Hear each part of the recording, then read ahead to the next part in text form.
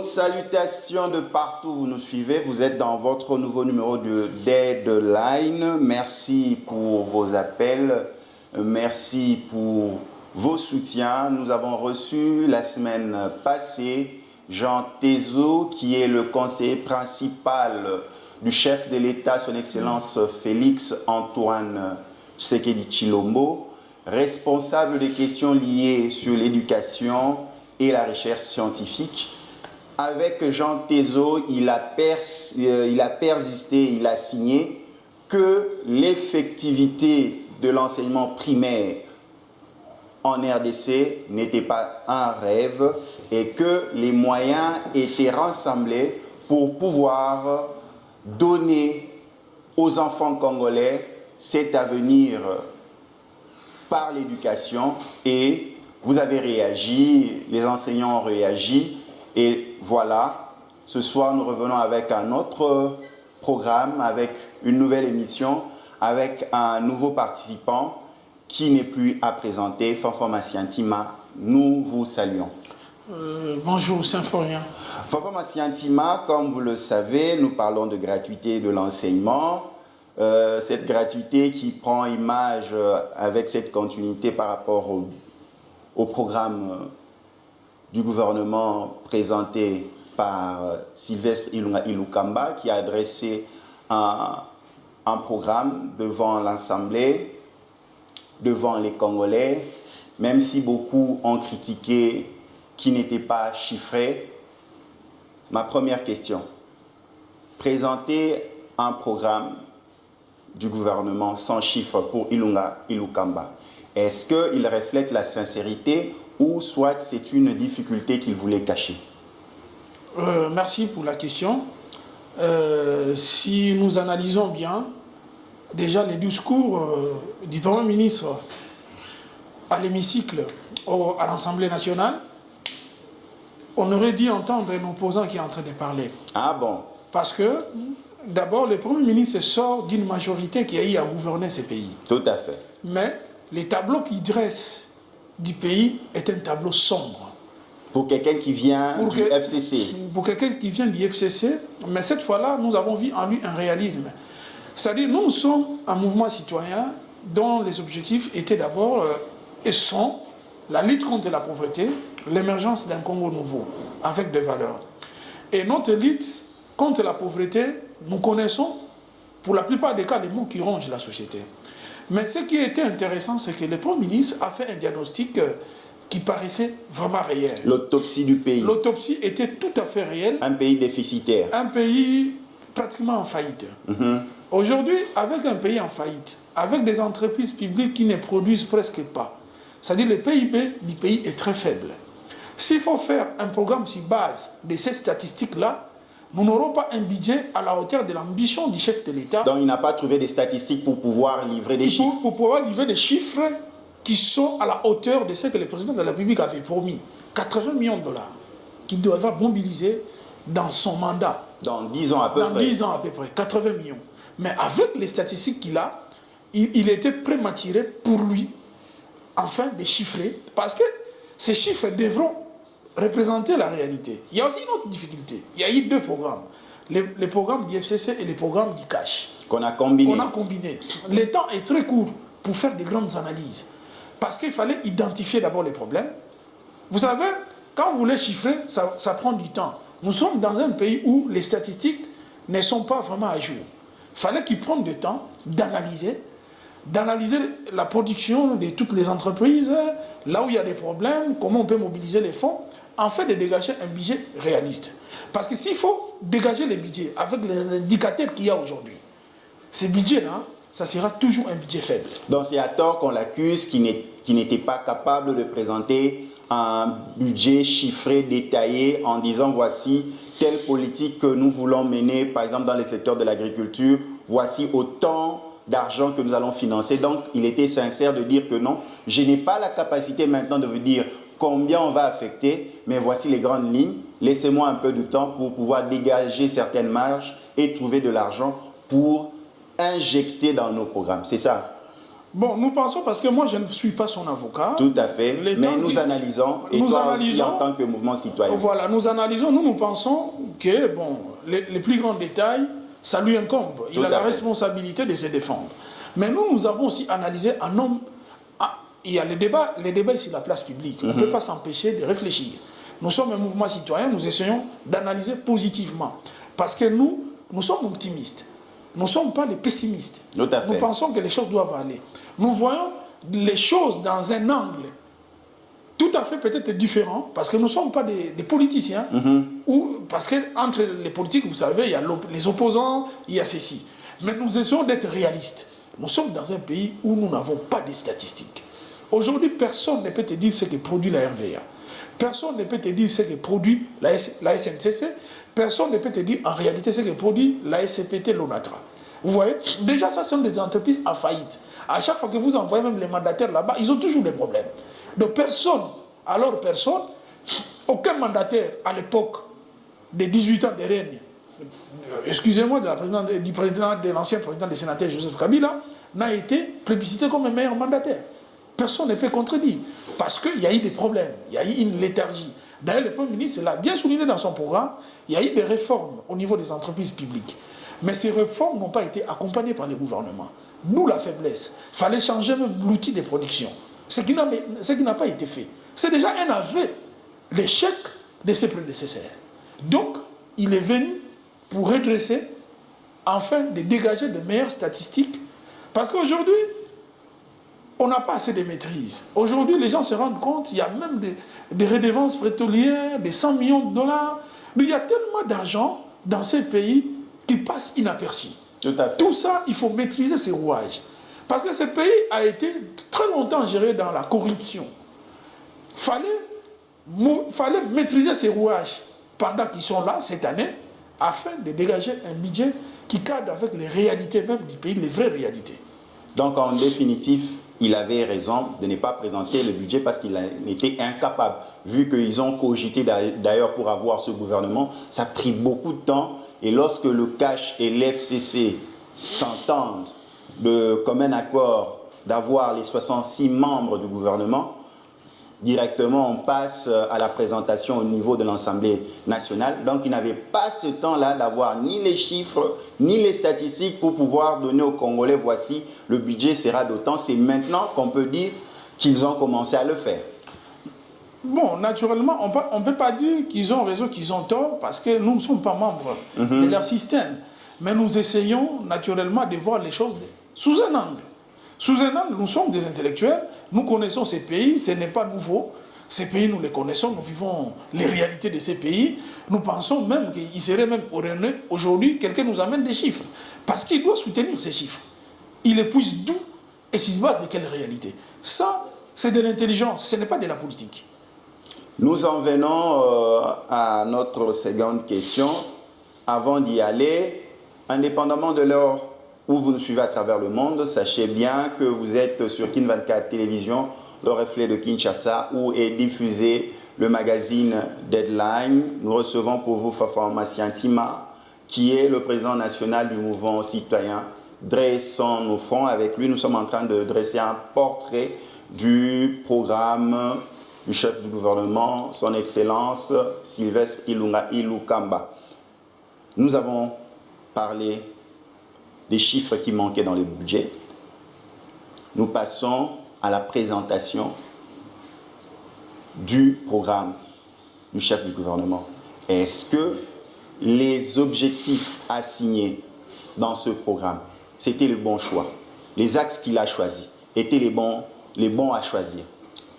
C'est ce que nous venons de dire tout au début. Nous pensons que le Premier ministre a fait un diagnostic tout à fait réaliste de la réalité de notre sécurité, agriculture, ainsi de suite. Oui, il a commencé par la réconciliation nationale. Ce qu'il faut comprendre, je crois que notre première émission, nous avons épinglé, surtout dans le cadre de la présentation de notre mouvement, parmi les objectifs que Dessert au fond s'est assigné, c'était la réconciliation nationale. Nous avons demandé à l'opinion nationale, heureusement que le président de la République et le Premier ministre en ont parlé. c'est déjà quelque chose de très important. Parce que on ne peut pas construire un pays si les cœurs ne sont pas réconciliés. Mais ce que nous disons, parler d'une chose, c'est une autre affaire. Et puis, comment la réaliser, c'est aussi une affaire. C'est là où intervient la dextérité des hommes qui vont conduire ces objectifs. Parce que lorsque vous parlez de la réconciliation nationale, nous pensons que réconcilier veut dire réparer aussi. Ces pays, beaucoup ont connu des atrocités terribles. Leur cœur saigne jusqu'aujourd'hui. Ces gens-là, comment allons-nous penser pour qu'ils entrent dans ces processus de la réconciliation? Je vous pose cette question. Vous, en tant que mouvement citoyen, dressons le front.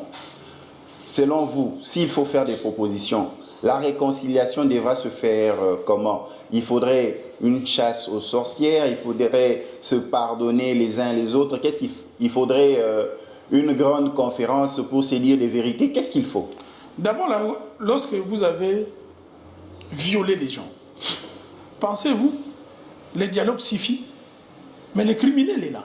Il a violé. Aujourd'hui, il y a un rapport qui a été promulgué même par l'ancien président de la République, les rapports mapping, qui a pratiquement inventorié les cas les plus flagrants. Ce n'était pas exhaustif, mais seulement, ils ont inventorié parmi les cas emblématiques qu'il faudrait réparer. Sous l'égide des Nations Unies, ces rapports existent bel et bien. Mais est-ce qu'on avait amorcé les processus? C'était dans le cadre de la réconciliation. La réconciliation, c'est aussi sur le plan de la reconnaissance. Lorsque les gens ont perdu des millions, prenons le cas à l'Est, 5 millions, 6 millions de morts. Ces gens-là, il y en a qui n'ont pas été enterrés. Y a-t-il des érections de mémoriaux en la reconnaissance de cette disparition? Parce que nous voyons au Rwanda, ils ont fait des mémoriaux pour les génocides. Vous allez en Turquie, vous les voyez, et nous. En Israël, vous avez... En Israël, oui. Et nous, tout ce que nous avons perdu.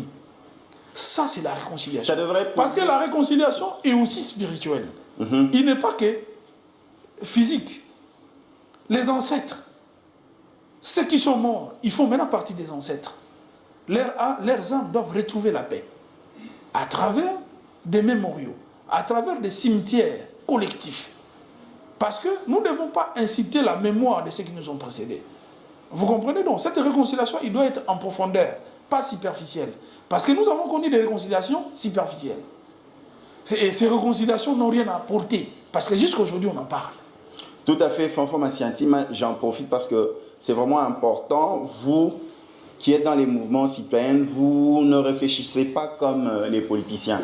Je ne dis pas politique, mais les politiciens. Vous, c'est le bien-être de la société au niveau de la base. Ma question est celle-ci. C'est vrai que Félix Tshisekedi, président de la République, sa vision, c'est instaurer un état de droit. La réconciliation, quand on doit parler de réconciliation, dans ce processus, devrait être des réparations symboliques, par exemple construire des mémorials pour les victimes, les personnes qui sont décédées dans des conflits. Est-ce que c'est d'abord que l'État s'excuse, c'est qu'a eu à faire Félix Tshisekedi en disant « Je porte sur moi les fardeaux de tous mes prédécesseurs par rapport à ma fonction pour demander pardon ». C'est cette approche-là que aussi le Premier ministre doit faire pour aller voir les communautés défavorisées pour leur dire « Moi, en tant que chef du nouveau gouvernement, le tout premier de l'alternance, nous reconnaissons que nous avons été fautifs, nous décideurs politiques, nous avons fait passer nos intérêts avant le vôtre. Or, nous sommes réellement vos serviteurs. Nous voulons un nouvel élan pour que nous puissions réellement dresser nos fronts qui est resté longtemps courbé. » Ça, c'est un discours des politiciens. Tout politicien peut promettre mondes et merveilles. Je pensais que tu disais que j'ai un discours de politique. Oui, ça, c'est un discours des politiciens. Parce que nous devons nous en venir aux faits. Une réconciliation, c'est un des faits. Les faits seront tels que ceux qui ont violé doivent être punis. Parce qu'il y a eu des rapports autour de ça. Pourquoi on a mis ça dans les tiroirs? On ne sait pas. De deux, je prends le cas, par exemple, des docteurs Mukwege. Oui, c'est un processus. Ils n'ont qu'à démarrer ce processus. Docteur Mukwege, réparateur des femmes, reconnu à travers le monde. Mais c'est comme ça, rien que pour la réconciliation, devrait aussi être reconnu dans son propre pays. C'est important, ce sont des gestes significatifs. C'est important. Donc, ce que nous devons faire aujourd'hui, c'est de comprendre que la guerre a laissé des traces indélébiles. Tout à fait. Dans les cerveaux et même dans les quotidiens de certaines personnes. Il n'y a pas que la guerre, le chômage, voilà. Il y a des orphelins, manque d'emploi. Il y a des orphelins. Oui. Ces orphelins, abandonnés à eux-mêmes, qui dit réconciliation, il faut les prendre en charge. Il ne faut pas les abandonner à leur triste sort. Demain, ils deviennent des rebelles. Ce sont des dangers. Vous comprenez? Donc, la réconciliation, c'est aussi une politique de gestion. Dans la transparence. Parce que si les gens se sont rebellés, c'est parce qu'ils n'ont pas trouvé de réponse au gouvernement. Et ils s'offrent au moins offrant. Si on lui dit de faire la rébellion, il tombe dans la facilité de tuer ses frères ou de faire des pillages, il fait. Tout ça, c'est un problème de pauvreté. Heureusement que le Premier ministre en a parlé, la lutte contre la pauvreté. Parce que ça, c'est aussi notre lutte. Et ça fait partie du programme du gouvernement. Et dans ça, ce que nous avons aimé, c'est que ils ont même pensé à la classe moyenne. Parce que c'est le secteur privé qui produit la richesse, sous l'encadrement du gouvernement. Et ça a toujours été la vision d'Idriss Onofron. Et si vous vous rappelez, nous en avons parlé. Il a parlé de l'autosuffisance alimentaire. C'est l'agriculture. Maintenant, ce que nous allons dire, c'est l'approche du gouvernement par rapport à la solution à ce type des programmes. Parce que aujourd'hui, nous avons des pays modèles. Nous avons la Chine, nous avons l'Inde, nous avons le Brésil, qui ont connu les mêmes problèmes que nous. Comment se sont-ils sortis de cet abîme? Quelles sont les solutions qu'ils ont projetées? Parce que les États-Unis, c'est déjà des grands pays qui sont développés il y a longtemps. Il faut voir les pays qui ont été dans la même situation que nous,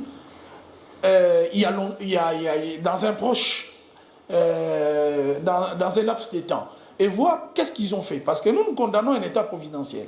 Aujourd'hui, à travers le monde, vous verrez que même la Chine, qui était un État communiste, mais la Chine a pratiquement libéralisé son économie. Aujourd'hui, nous avons les milliardaires chinois, et puis la Chine est devenue maintenant une puissance grâce à la libéralisation de son économie. Aujourd'hui, quand nous parlons de l'agriculture, dans ces pays, nous avons connu Bukangalonzo, les Daipen, c'est des échecs. Parce que la politique paternaliste, souvent, a toujours créé des problèmes. Le problème, c'est quoi? Un fonctionnaire qui vient au travail, il a 8 heures de temps de travail, mais il n'est pas bien surveillé. Il n'y a pas d'exigence. Il fera 2 heures dans le Il y a un laxisme. Il y a un laxisme. 8 heures du travail, mais lui ne fait que 2 heures de travail réellement. Oui. Et lorsque vous faites des statistiques, vous croyez que vous allez produire, mais déjà l'homme en lui n'arrive pas à te produire comme il faut. C'est ainsi. Nous pensons, le secteur privé, c'est le secteur le plus important, même surtout dans le domaine d'agriculture. Fanfan Massiantima, avant d'arriver là, sans vous interrompre dans votre démarche, si nous faisons une corollaire, le chef du gouvernement n'a pas présenté de budget parce qu'il devait trouver de l'argent en termes chiffrés. Maintenant, nous arrivons là, à atteindre l'autosuffisance alimentaire. Vous avez bien dit, Bukangalonzo n'était pas un bon exemple, éléphant blanc, tout ça, oui, on apprécie. Mais déjà, avec cette ceinture au cou, cette corde au cou, qui est la gratuité, où il y aura des sommes énormes qui sera déversée dans la gratuité. Salaire, frais de fonctionnement des écoles, construction des écoles.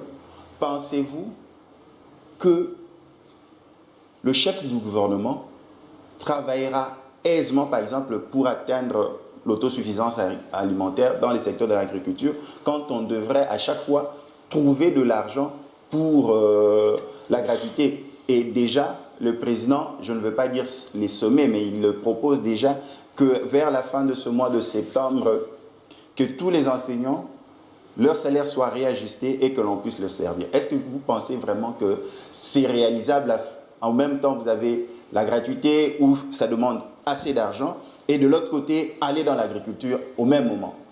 C'est ce que nous dit, notre approche, telle que nous venons de dire, peut être réalisable si l'État n'est pas un État paternaliste.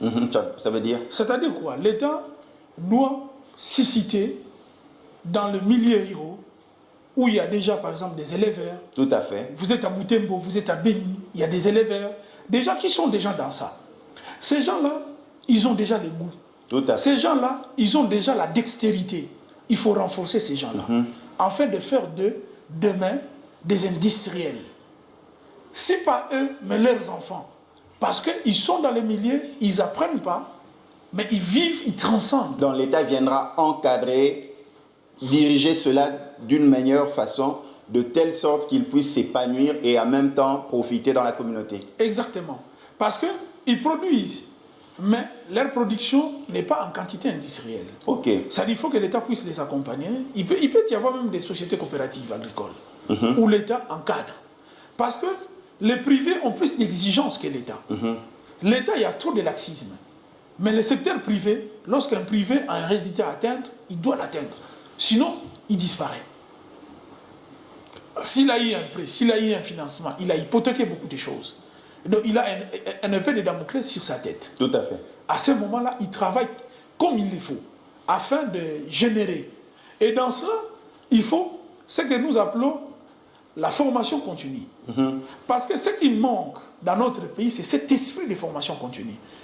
Ça, l'avantage, c'est que chaque année ou chaque semestre, on essaie de motiver les entrepreneurs. On essaie de leur donner plus de motivation. On essaie de leur donner plus d'exigences. Et on essaie de renforcer leurs capacités avec de nouvelles technologies et aussi comment on doit faire bien les choses. Et puis comment ils peuvent devenir demain des grands industriels. C'est une vision, mais pas une vision comprendre. Il faut qu'il y ait ce qu'on appelle la dialectique. Parce que c'est ça, manager. Vous ne pouvez pas dire aujourd'hui, je vais manager les secteurs d'agronomie sans passer à la formation. Parce que peut-être que la formation qui est ici ne cadre pas avec la formation moderne. Maintenant, comment mobiliser ce moyen pour encadrer ceux qui sont dans le secteur de l'agriculture, les mamans maraîchères, vous avez ceux qui sont dans l'élevage, parce qu'il y a plusieurs points. Et reculé, vous avez Walungu à 45 km de Bukavu, où vous avez des personnes avec des milliers de têtes de bœufs. On va à Idiofa, on va dans les lois là-bas, on va par-ci, par-là, qui ont même du mal à pouvoir évacuer leurs produits. Il y a tout ça. Maintenant, ma question est celle-ci. Comment mobiliser des moyens à affecter dans cela? Parce que tout ça demande de l'argent. Aujourd'hui, d'ailleurs, les pays... On va encore retourner vers la Banque mondiale, faire des prêts, mais pour se relancer. Les pays, nous avons dit dans des émissions passées, ce n'est pas l'argent qui manque aussi dans ces pays. Il faut bien les mobiliser. C'est la corruption qui fait qu'on ait aujourd'hui un budget de 4 milliards. Nous avons des milliardaires dans ces pays, mais des gens qui ne produisent rien, mais qui ont des milliards. Où ils ont trouvé cet argent? Si ce n'est pas l'argent de l'État. Ce pays a beaucoup de moyens. Aujourd'hui, nous voyons comment l'argent disparaît. Comment les gens sont même tentés dans la corruption. Parce qu'il y a de l'argent. Aujourd'hui, nous voyons un ministre pauvre devenir ministre, il devient riche. Où il trouve tout cet argent? C'est-à-dire, il y a l'argent. Si aujourd'hui, on doit, par exemple, l'IGF doit aller inspecter Bradima, toutes ces entreprises, la FEC réagit. Mais pourtant, il y a la TVA là-bas, qui est l'argent du contribuable congolais, qui doit verser à l'État. Mais pourquoi ça bouge? Donc, il y a d'abord cet aspect de la mobilisation des recettes d'une manière efficiente et effective. C'est à ce moment-là, vous verrez que même les problèmes de la gratuité, c'est résolu. Nous aurons des moyens pour booster notre économie. Ce qui est vrai, il y a plusieurs rapports qui ont été présentés disant que la corruption, le détournement faisait échapper de l'argent au trésor public et il était possible de pouvoir boucher ces trous. C'est la raison pour laquelle je te pose cette question, Fonfon Massianti, ma présidente du mouvement citoyen Dressons nos fronts.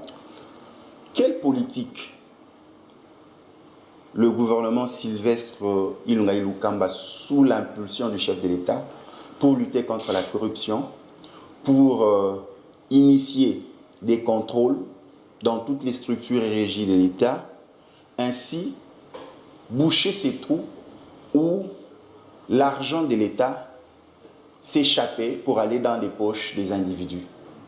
Comment faire? Je pense que le gouvernement Ilunga Ilunkamba a apporté dans son programme aussi des solutions. Lorsque nous parlons de la numérisation de l'économie congolaise ou de l'administration congolaise. Dans la numérisation, l'une des réponses. C'est aussi l'une des réponses. Parce l'une que des réponses, voulais-je dire. La numérisation permet de systématiser notre administration. Ainsi, le contrôle est encore plus facile. Mais tout en mettant encore plus de moyens dans la cybercriminalité. Parce que nous pouvons aussi être, vous savez, les gens qui manipulent les systèmes informatiques à la maison, ils peuvent fabriquer des choses. Alors il faut lutter contre la cybercriminalité avec un taux vraiment faible. Parce que la numérisation, l'avantage c'est quoi? Lorsque quelqu'un vient et dit qu'il a payé sa taxe, il ne présente pas les documents. On entre dans les systèmes, on regarde. Ah, vous êtes telle entreprise. Bon, nous regardons dans les systèmes, nous voyons que tel, il est en règle. Tout à fait. Quand vous numérisez, et vous verrez que tous les mafieux vont disparaître d'eux-mêmes. C'est ça l'avantage. Parce qu'il y aura traçabilité. Il y aura traçabilité. Ah, la DGI n'a pas besoin de venir te dire que toi, tu as gagné tel marché. Il entre dans les systèmes. Il voit. C'est ça l'Europe.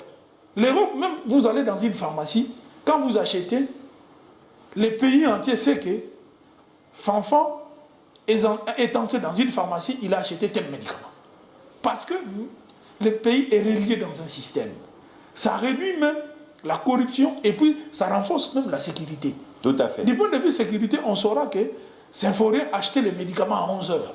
On n'est pas obligé de venir. Et si tu dis par exemple, on te demande, tu as l'argent, tu dis, j'ai pas l'argent. Ils disent que maintenant, nous voyons dans ton compte, il y a autant. Parce que tout est relié dans les systèmes. On contrôle même les finances. Et il y aura moins d'enrichissement sans cause. Parce que lorsqu'on voit l'argent entrer, déjà les systèmes, l'ANER, entre dans les systèmes, il peut identifier tel, il a perçu telle somme, des provenances douteuses. Et quand vous avez des systèmes comme ça bâtis au pays, ça réduit. Ce n'est pas par la magie que l'Europe a réduit sensiblement la corruption. Parce que les hommes sont les mêmes. Même eux aussi sont tentés dans la corruption. Mais les systèmes qu'ils ont bâtis sont tellement forts que c'est difficile de tricher. Ça ne signifie pas qu'il n'y a pas de tricheurs. Nous avons connu des ministres en France il y a eu des fraudes fiscales, qui ont même été limogées. Donc ça signifie que la tentation de tricher est humaine. Mais lorsque les systèmes sont puissants, ça réduit toutes ces opportunités. C'est là la réponse de la numérisation. C'est là il faut que les gens comprennent. Peut-être que les gens qui ont écouté cet aspect des choses n'ont pas compris la dimension qu'on veut donner à cela. Tout à fait. Bien au contraire, ça vient renforcer la sécurité, ça vient lutter aussi contre la corruption. Et puis, il faut qu'il y ait aussi une police financière. Tout à fait. Il faut qu'on laisse aux inspecteurs généraux de finances, généraux de finances, de faire leur travail. Hier, ils ne faisaient pas leur travail. Aujourd'hui, ils commencent à faire, mais ils rencontrent des barrières. On ne peut pas justifier la faiblesse du passé pour les faiblesses d'aujourd'hui. Non. Bien au contraire, vous êtes venus changer les choses. Nous avons demandé au président de la République d'être un président normal, alors que les choses fonctionnent normalement. Fanfan Massiantima, parlant de l'inspection générale des finances, nous prenons le cas des 15 millions de dollars liés au directeur de cabinet du chef de l'État, à la personne de Caméré. L'inspection générale des finances, quand on parle de problèmes de fond ou de forme, ma question est celle-ci. Comment mettre à l'aise tous ces services, toutes ces structures pour travailler dans la légalité? Par exemple, pour le cas de Vital Caméré concernant les 15 millions de dollars, il paraîtrait qu'il y a eu manque de procédure concernant la forme, qui a biaisé même que l'on puisse continuer sur le fond. Je suis d'accord, mais ma question, on a cité que l'IGF, l'ANER avant, ne faisait pas ce travail, d'aller contrôler qui a détourné quoi, qui a fait quoi, l'argent est passé de là pour là, mais où sont les documents? Mais comment les mettre à l'aise pour travailler? Parce que tu l'as dit qu'il y a plusieurs difficultés, ils veulent travailler, mais ils ne savent pas avancer parce que là, on va leur présenter la forme. De l'autre côté, non, c'est le procureur général qui devait donner l'ordre. On ne sait plus qui fait quoi et quoi faire à quel moment. Vous savez, aujourd'hui, le débat est sur la place publique. Tout à fait. C'est-à-dire, il y a eu un problème. Si la forme était mauvaise, on corrige, mais qu'on arrive au fond. Parce que, du point de vue fond, tout le monde aujourd'hui a des doutes sur la traçabilité des 15 millions de dollars dont on impute sans preuve aujourd'hui le directeur de cabinet Vital Kamere. Maintenant, parce que nous pensons un homme de cet acabit, il a une carrière politique à gérer, c'est que nous nous demandons qu'on corrige la forme et qu'on revienne sur les dossiers. C'est important.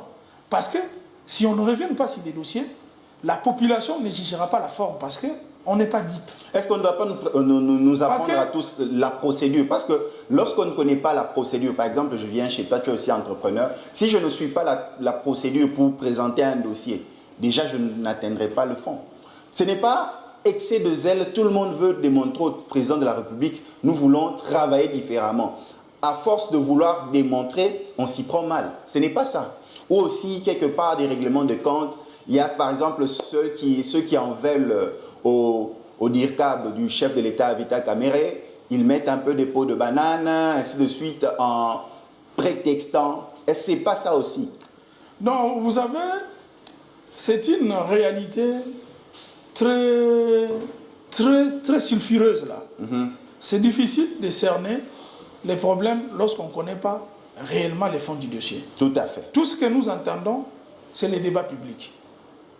Il n'y a eu aucune conférence de presse nationale pour élucider tous ces problèmes. Parce qu'on aurait eu avoir des versions des faits. Par exemple, qu'est-ce qui empêcherait le directeur de cabinet, le chef de l'État, d'organiser une conférence de presse avec des journalistes de qualité au Congo, pas dans des chaînes étrangères, parce que l'opinion, c'est l'opinion congolaise. Demain, ceux qui vont te voter, ce sont les Congolais. Ce n'est pas la presse des Jeunes Afrique. Vous comprenez? C'est les Congolais. Mais ils nous ont oublié. Avant, quand ils étaient dans l'opposition, ils venaient nous voir. C'est les Congolais. Maintenant, ils sont avec France 24, RFI, moi, je ne viens, tout ça. Nous pensons qu'il n'est pas encore trop tard, mais c'est Vital Kamere, c'est quelqu'un d'une intelligence extraordinaire. Je pense qu'il trouvera le temps. Et s'il ne le trouvait pas, nous l'exhortons à trouver ses temps. Mais je vous donne un autre exemple. FPI. Plusieurs anciens dignitaires, même actuels, avaient des dettes. Pourquoi l'IGF et l'ANER n'ont pas commencé, par exemple, à l'FPI, où tout le monde sait, par exemple, tel monsieur a la dette de l'État, il a emprunté de l'argent, on l'a donné de l'argent pour investir dans tel domaine, mais ils ont pris cet argent pour les transposer en campagne électorale, en construction de maisons. Les libellés étaient autres pour pouvoir avoir de l'argent, mais l'effectivité des dépenses autres. Pourquoi c'est là aussi on se pose la question, qui fait quoi, comment le faire? Le président de la République, lors de son message, vous savez ce qu'il a dit? Il a dit, nous devons changer. Mais nous aussi, nous devons changer. Le président de la République, c'est le modèle. Le cabinet du président de la République, c'est le modèle. Qui doit changer? C'est le peuple qui change avant ou bien c'est l'autorité? Parce que le poisson... Je suis en train, parce que là, vous me coupez, vous parlez tellement. J'ai dit ceci, le président de la République, c'est lui le modèle. Tout à fait. Si dans son cabinet, il n'y a pas d'exemple, il peut tout dire, personne ne va le suivre. C'est très dangereux. Parce que on dit les poissons commencent à pourrir par la tête. Ce n'est pas par la queue. Les peuples, la plupart des gens, par exemple, n'ont pas étudié tout et tout. Vous n'allez pas le mettre à la même place que des excellences. Le président de la République, c'est l'excellence président de la République. Le directeur de cabinet, c'est un excellent ou une excellence.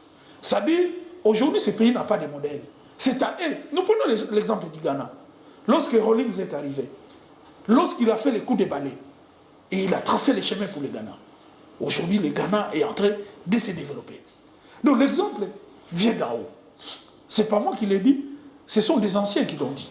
Des gens qui sont plus intelligents que moi.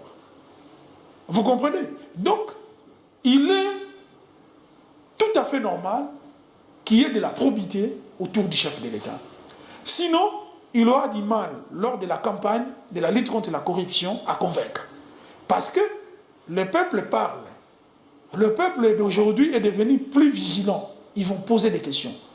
Ne vous en faites pas. Ça peut être même, c'est une place publique, les gens sont en train de chanter. Mais le président a raison, par exemple, de dire quand dans son clip, vous suivez son spot, son clip sur le changement, il est en train d'expliquer, changer. Il l'interpelle parce que c'est un processus. Vous savez, quand vous devez stabiliser un accidenté, on lui donne les premiers soins.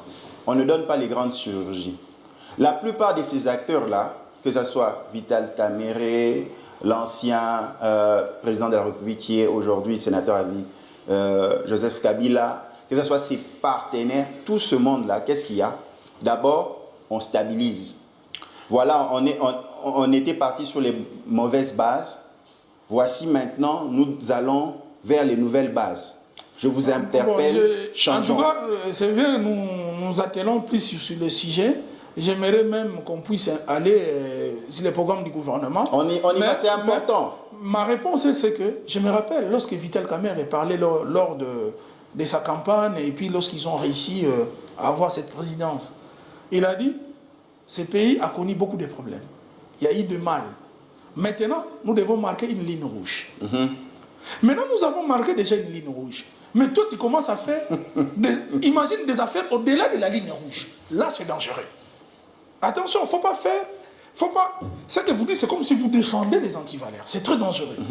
Nous avons déjà marqué la ligne rouge. C'est-à-dire les types d'antivaleurs appartiennent aujourd'hui au passé. Aujourd'hui, vous incarnez les changements. Vous avez suscité l'espoir. Et qu'on trouve encore des casseroles autour de vous. Il faut élucider cette situation. Parce que les gens parlent, les débats, c'est la place publique. Il ne faudrait pas aller dans la politique des politiciens, la forme et les fonds. Mais si les fonds, nous les peuples nous sentons que dans les fonds, il y a quelque chose qui ne va pas. Attention, tu peux amener ta forme, belle qu'elle soit, personne ne te croira. Le plus important, tu aurais gagné ou empoché tes millions, mais le peuple congolais ne te donnera plus confiance. Or, aujourd'hui, nous avons besoin de modèles dans ces pays. Les gens comme des Kamerhe, c'est des modèles politiques. Ce que nous aurons souhaité, nous qui l'aimons aussi, c'est de nous expliquer un peu, dans une conférence de presse de grande qualité, qu'il n'a pas été dans ce genre de magouille. Lié de près ou de loin. De près ou de loin, parce qu'il a été dedans, en tout cas, nous allons les désavouer, ce qui est naturel. On ne soutiendra jamais des gens comme ça. Dans les Congo de demain, ce n'est pas avec des gens comme ça. Or, c'est quelqu'un qui prêche l'excellence. Ça signifie qu'il doit tenir une conférence de presse de qualité, avec des journalistes de qualité, parce que d'ailleurs, il a toujours fait de tels exercices, et pourquoi pas dans des affaires comme celle-ci, qu'il puisse la faire. Parce que s'il ne le fait pas, les gens vont encore davantage les soupçonner. C'est vrai, il n'y aura pas de preuves, mais ces soupçons vont te coller même jusqu'à la fin de ta vie. Fonfon Massiantima, président du mouvement citoyen Dressons le Front, il fallait le dire, donc il faut pouvoir mobiliser les fonds. Ça passe par la lutte contre la corruption, le détournement, ainsi de suite, parce que Sylvestre Ilukamba a besoin d'argent. Nous continuons avec le programme du Premier ministre. Ebola, l'insécurité, comment faire? Parce qu'on peut parler d'agriculture, tout ce que vous voulez, mais quand il n'y a pas de sécurité, on ne peut pas progresser. Vous avez dans la gestion ou même dans le management des projets, c'est d'abord les priorités. C'est la liste des priorités parce qu'on ne peut pas tout résoudre, tout au départ. Mais le gouvernement, le président de la République, les chefs du gouvernement, ils vont s'atteler à dégager les priorités. Et c'est sur base des priorités qu'ils vont apporter leurs solutions. Aujourd'hui, l'Ebola, une épidémie, est toujours une priorité. C'est-à-dire qu'on met tous les moyens pour stopper l'épidémie. Sinon, les gens partent. Ça, c'est une priorité. La sécurité, c'est une priorité. Vous ne pouvez pas travailler, se développer dans une zone où il y a de l'insécurité. Donc, ça fait partie des priorités des priorités. Donc, à ce moment-là, le gouverneur de la République ne ménagera aucun effort pour stabiliser ces poches d'insécurité. Vous voyez? Donc ça, ce sont des priorités. Et face à cela, nous disons, le gouvernement, nous sommes au mois de septembre, c'est la session budgétaire.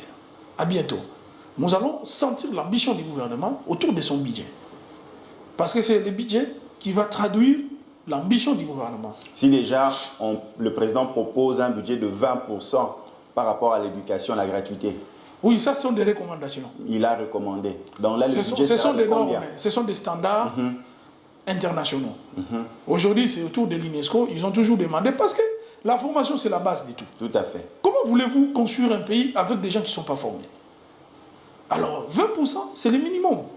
Et dans d'autres pays comme les États-Unis, vous savez, dans des pays comme les États-Unis, parmi les 5 personnalités du pays, il y a les professeurs d'université. Il y a le président de la République. Il y a le juge de la haute cour. Vous avez la police qui est au 5e et les professeurs sont au 4e rang. Vous voyez la place de la recherche et de la formation que les États-Unis accordent dans leur gouvernement. Et quand vous êtes professeur d'université, votre considération est tout autre. Donc vous êtes une excellence, une élite. Vous n'êtes pas obligé de faire la politique pour gagner votre vie. Et ce pays doit devenir comme ça. Vraiment, sentiment, en tant qu'acteur des mouvements citoyens, en voyant la configuration actuelle, quelles sont les chances de réussite de Sylvestre Ilukamba, ou bien quels sont les défis auxquels il doit faire face pour réussir? Les défis, c'est les hommes congolais. Comment il va les manager? Parce que les intentions sont là. Mais les hommes qui doivent appliquer votre politique, comment vous les managez? Vous êtes dans un environnement avec ses réalités. Heureusement, c'est ça que nous avons toujours dit, le Premier ministre, c'est quelqu'un d'une grande maturité. Il a évolué dans cet environnement pendant très longtemps. Il connaît les hommes. Et moi, je pense même le choix du président de la République était justifié d'avoir un homme de ce calibre. Un homme qui est un politique, en même temps, c'est un professeur d'université. Un technocrate, un technicien. Un technicien politique. Il aura la méthode. Il connaît les hommes, il connaît comment ils se comportent et il connaît comment les orienter. Il aura la sagesse de parler avec tout le monde. Parce qu'il y a une majorité hétéroclite. Les gens sont venus avec des ambitions, parfois de s'enrichir, pas de travailler. Comment ne pas les énerver ou énerver leur regroupement pour ne pas éclater leur majorité? Tout ça, c'est des défis auxquels il doit faire face. Et nous lui souhaitons vraiment beaucoup de chance et nous le soutenons positivement. Parce qu'il n'a pas droit à l'erreur. Il ne peut pas échouer. S'il échoue, c'est tout le monde qui échoue. C'est vrai, les conditions de notre pouvoir, les conditions de passation civilisée des pouvoirs, c'était des conditions tout à fait particulières. Ce pays connaît toujours des conditions particulières des choses. Nous avons connu 1+4. Impensable. Mais ça a quand même fonctionné tant soit peu, sans qu'il y ait de heurts. Même si à la fin, il y a eu une petite guerre dans la ville de Kinshasa. Vous voyez? Aujourd'hui, nous avons un Premier ministre qui n'est pas du camp du président, qui doivent non seulement collaborer, mais coaliser. C'est des concepts nouveaux auxquels nous faisons face. Parce que ce sont des réalités de notre pays. Mais c'est la sagesse. Et aussi que Dieu élimine le Premier ministre. Parce qu'il a une tâche très difficile. Nous connaissons les Congos, nous connaissons aussi les hommes congolais. Ce n'est pas facile de les pousser au résultat. Mais nous sommes optimistes. Parce que nous sentons la bonne foi du président de la République. Alors, si le président est de bonne foi, si le Premier ministre est de bonne foi, ça signifie que les véritables managers, les véritables patrons sont de bonne foi. Ça signifie qu'il y aura l'accalmie, il y aura une certaine rigueur dans la gestion de la chose publique. C'est ce que nous souhaitons. Que des scandales comme ceux que nous venons de dire tantôt ne se répètent plus. Fonfon Massianti, en tendant vers la fin de nos entretiens, il y a des propos qui défraient la chronique sur la toile. Lissanga Bonganga, aussitôt Rémi sont habillés de ministres. Il revient du côté de l'opposition pour dire que ce n'était pas Félix Tshisekedi qui avait gagné les élections le 30, c'était Martin Fayulu aux élections du 30 décembre 2018. On ne va pas entrer dans la polémique, mais une question sur l'éthique de l'homme politique. Hier, tu faisais autre chose, tu acceptais autre chose. Aussitôt, tu n'es pas aux affaires, tu as une nouvelle casquette. quelle est la moralité que nos hommes politiques doivent avoir? Vous, en tant que mouvement citoyen, vous observez la vie politique de l'extérieur avec l'œil de la société, de l'intellectuel, de la maman et du papa qui vit en communauté avec les jeunes aussi. Ce que nous devons dire, c'est éduquer davantage le peuple congolais. Vous savez, si le peuple est éduqué, nous n'aurons pas des discours aventuriers. C'est parce qu'il y a un public pour écouter des choses comme ça que ces gens-là peuvent venir aisément et parler. Parce qu'il y a des journalistes qui peuvent tendre leur micro pour écouter tous ces badivernes. Le train est déjà en marche. Ce monsieur a été ministre, il a pu avoir ce qu'il a pu avoir. S'il n'était pas content, il pouvait démissionner. Exactement, il n'a pas démissionné. Maintenant, il veut se rendre important. C'est seulement emmerdé. Parce que nous connaissons les hommes politiques congolais, ce qui est vraiment cynique, lorsqu'il ne se retrouve pas, il devient opposant. Il n'est pas opposant idéologiquement, mais il est opposant par métier de fait. Parce qu'un monsieur qui n'a... Ce n'est pas un homme d'affaires, toute sa carrière c'est la politique. Un homme comme ça, il est tenté à la corruption. Un homme comme ça, s'il n'a pas un poste politique, il ne peut pas vivre. Donc, il est prêt à tout. Et le Congo de demain doit comprendre que les moyens, l'argent, la prospérité doit être un domaine d'élite, un domaine des hommes d'affaires, un domaine de ceux qui travaillent vraiment. Ça nous empêchera que nous ayons des gens qui se retrouveront directement au chômage après la politique. Et il faut, nous ne serons pas étonnés d'avoir des discours de cet acabit. Parce qu'il est quand même inconcevable, aujourd'hui, le pays a démarré. Vous amenez un discours qui nous fait reculer. Pendant qu'aujourd'hui, c'est lui-même qui a été son challenger, a mis de l'eau dans son vin. Et vous venez réveiller. Nous comprenons, c'est quelqu'un, c'est des adultes. Quand un adulte ne sait pas retrouver, il fait le chantage. Et la politique de ce chantage, c'est la politique des faibles. Et nous devons faire un effort, nous les jeunes qui arrivons, à pouvoir un peu apporter du sang neuf dans la conception politique de notre pays. Fanfan Massianti, dans 3 minutes, c'est déjà la fin de nos échanges. Qu'est-ce que nous pouvons retenir de votre passage sur ce plateau de Deadline concernant le programme du gouvernement, ainsi de suite, et tout ce que nous avons échangé autour de cette table?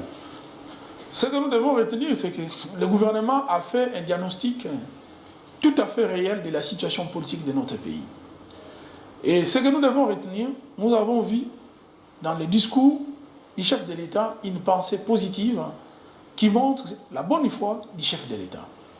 Ce que nous demandons aux gouvernants, c'est qu'ils ont dit, mais les prédécesseurs se sont heurtés dans la mise en œuvre de toutes ces promesses. Nous pensons que cette fois-ci, ça sera la meilleure. Nous pensons que cette fois-ci, ça sera la bonne. Nous demandons au chef de l'État, l'exemple vient d'en haut.